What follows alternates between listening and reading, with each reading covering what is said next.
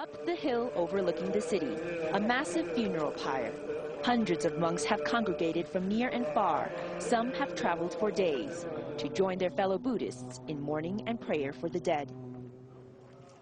The bodies have been placed in a large pit, then doused in gasoline and lit. All morning, families have been bringing the remains of their loved ones over. Corpses of men, women, and children found from underneath the debris. Lotu Basong has just dropped off his daughter. A broken man, he says he has lost his family, his home. He has no food and water. He has nothing.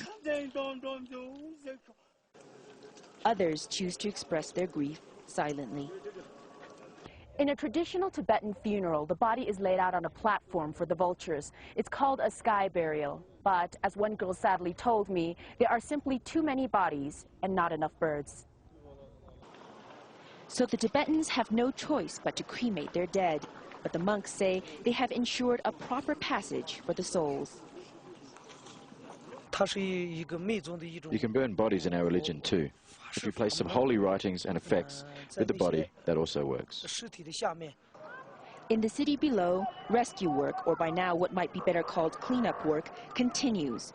It is highly unlikely anyone would have survived 3 nights in the freezing cold in this mountainous part of China.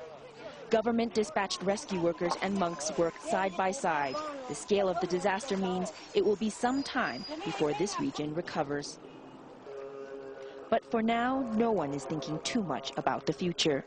This is one of the most deeply religious places in the country, and now's the time for meditation, contemplation, over the tragedy of the dead and the suffering of the living, and a coming to terms with the destructive power of nature.